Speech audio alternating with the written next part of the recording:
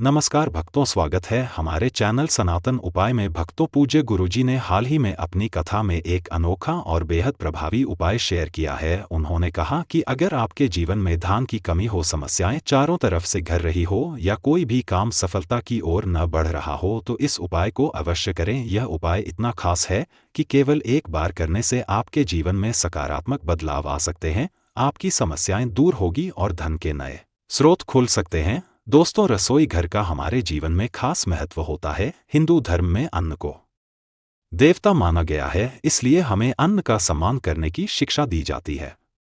अन्न को उगाना जितना कठिन होता है, उतना ही आसान होता है उसे बर्बाद कर देना। भोजन हम सभी की मूलभूत आवश्यकताओं में से एक है और हम सभी के घर में रोज भोजन बनाया जाता है। लेकिन वास्तुशास्त्र में भोजन बनाने के लिए भी कुछ नियम निर्धारित किए गए हैं, जिनका पालन घर में भोजन बनाने वाले व्यक्ति को, चाहे वह महिला हो या पुरुष या फिर सेविका ही क्यों न हो, सभी को करना चाहिए। आज हम वास्तुशास्त्र के नियमानुसार खाना बनाने से संबंधित दो प्रमुख बातों पर बात करेंगे, जिनमें से एक है खाना बनाते समय कौन से नियमों का पालन करना चाहिए और रोटी बनाने के लिए आटा गूंथते समय हमें क्या करना चाहिए, तथा आटे में कौन सी ऐसी वस्तु मिलानी चाहिए जिससे हमारे घर में सुख समृद्धि बनी रहे। तो आइए जान लेते हैं, पर उससे पहले अगर आपने चैनल को सब्सक्राइब नहीं किया है तो उसे सब्सक्राइब कर लीजिए। साथ ही वीडियो को एक छोटा सा लाइक शुरू करें।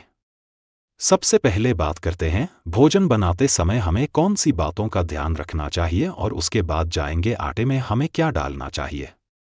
पहली बात, हम भोजन मुख्य रूप से घर के रसोई घर में ही बनाते हैं, इसलिए सबसे पहले तो हमें यह देखना चाहिए कि हमारा रसोई घर वास्तुशास्त्र के नियमानुसार सही जगह पर बना हुआ है या नहीं। वास्तुशास्त्र के अनुसार हमारे घर में रसोई घर हमेशा अग्नि दिशा में होना चाहिए। इस दिशा में रसोई घर होने से भोजन बनाने वाले व्यक्ति का स्वास्थ्य अच्छा रहता है और उससे खाना बनाने में उत्साह भी आता है। साथ ही हमें इस बात का भी ध्यान रखना चाहिए कि हमें हमेशा ही उत्तर दिशा या पूर्व दिशा को मुख करके ही भोजन बनाना चाहिए। दूसरी बात, भोजन हमेशा शुद्ध और शांत मन से बनाना चाहिए और भोजन बनाते समय मन में गुस्सा या द्वेष जैसी कोई बात नहीं होनी चाहिए। इससे अन्नपूर्णा नाराज हो जाती है। चीड़ करके और बेमन से बनाए गए भोजन से फायदे कम और नुकसान ज्यादा होते हैं। तीसरी बात, भोजन बनाते समय रसोई घर हमेशा साफ और स्वच्छ रहना चाहिए और भूलकर भी कभी बाहर पहनने वाले चप्पल या जूते रस्से घर में लानी नहीं चाहिए। ईश्वर को साफ जगह पर और स्वच्छ तरीके से बने खाने का भोग लगाना चाहिए। इससे ईश्वर जल्दी प्रसन्न होते हैं। गंदी जगह पर बना हुआ भोजन या झूठे बर्तनों में बनाया गया भोजन भगवान को नहीं चढ़ाना चाहिए। चौथी बात, अस्वच्छ तरीके से, गुस्से में या अशांत मन से बने भोजन का भोग भगवान कभी स्वीकार नहीं करते। भोजन बनाते समय वाद विवाद किया जाए या फिर मुंह से अपशब्द निकाले जाते हैं तो ऐसे भोजन का शरीर का और मानसिक स्थिति पर बुरा प्रभाव पड़ता है। 5, विवाद भोजन बनाते समय उसे बार बार चक्कर ना दिखे। ऐसे भोजन झूठा होता है जिसे किसी अन्य व्यक्ति को खिलाने से हमें हानि होती है, और भगवान को तो अपना जूठा खाना प्रसाद के रूप में खिलाना महापाप के समान होता है। छठी बात, भोजन हमेशा नहा धोकर नित्य कर्म से निवृत्त होकर स्वच्छ होकर ही बनाना चाहिए और सुबह जब भी भोजन शुरू करें तो सबसे पहले मां अन्नपूर्णा का स्मरण करें और उसके बाद अग्नि देव को स्मरण करके ही चूल्हा प्रज्वलित करें। इससे घर में अन्न की कमी नहीं होती और सुख शांति बनी रहती है। साथ ही बात, कभी भी टूटे फूटे बर्तन में ना तो खाना बनाएं और ना ही खाएं। हमेशा साफ बर्तन में खाना बनाएं।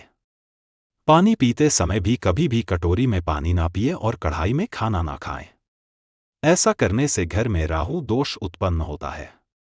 आइए आप जानते हैं आटा गूंथते समय हमें किन बातों का ध्यान रखना चाहिए और आटा गूंथते समय उसमें क्या डालें कि जिसका शुभ प्रभाव हमारे जीवन पर पड़े। पहली बात, कई बार महिलाओं की आदत होती है कि वह समय बचाने के लिए 172 समय का आटा गूंथकर रखती है। सबसे पहले तो ध्यान रखें कि कभी भी आवश्यकता से ज्यादा आटा मलकर न रखें। गूंथ कर रखा हुआ आटा घर में नकारात्मकता लाता है। गूंथ कर रखे हुए आटे से बीमारियों को आमंत्रण मिलता है। साथ ही सांटी की रोगियों खाने से व्यक्ति के मानसिक स्वास्थ्य पर भी इसका दुष्प्रभाव पड़ता है। गूंदा हुआ आटा बुरी शक्तियां को भी आकर्षित करता है, इसलिए जरूरत से ज्यादा आटा मलकर ना रखें। दूसरी बात, हिंदू धर्म के अनुसार जब भी घर में किसी की मृत्यु होती है तो मृतात्मा की भूख शांत करने के लिए आटे के छोटे छोटे गोले बनाकर उन्हें पानी में बहाया जाता है। इसे पिंड कहते हैं और इन गोलियों पर किसी तरह का निशान नहीं बनाया जाता है। इसलिए महिलाएं रोटी बनाने के लिए आटा गूंथने के बाद जब आटे की गोली बनाएं तो उस पर अपनी उंगलियों से कोई निशान अवश्य बनाएं, जो यह दर्शाता है कि आटा मृत व्यक्तियों के लिए नहीं है बल्कि घर के सदस्य के लिए गूंदा गया है। तीसरी बात, आटे की पहली रोटी गौ माता की और आखिरी रोटी कुत्ते के लिए निकालनी चाहिए, जिससे घर में किसी भी तरह के दोष से बच सकते हैं। चौथी बात, आटा गूंथते समय हम उसमें नमक तो मिलाते ही हैं, लेकिन यदि नमक के साथ थोड़ा सा घी और चुटकी भर शक्कर भी मिला दे तो यह बहुत ही शुभ होता है। शक्कर, नमक, आटा व घी सभी सफेद रंग की चीजें होती हैं जिनका संबंध शुक्र ग्रह और चंद्रमा से है। इसलिए ये चारों वस्तुएं एक साथ मिलाकर हमें शुक्र और चंद्र ग्रह मजबूत बनाती हैं और इन दोनों के सभी शुभ फल हमें प्राप्त होते हैं। तो दोस्तों, ये तो महत्वपूर्ण बातें जो आटा गूंथते समय हमें ध्यान में रखनी चाहिए। अगर ये जानकारी आपको अच्छी लगी तो वीडियो को लाइक करें, कमेंट में जय मां लक्ष्मी जय मां अन्नपूर्णा अवश्य लिखें, साथ ही चैनल को सब्सक्राइब करें। धन्यवाद।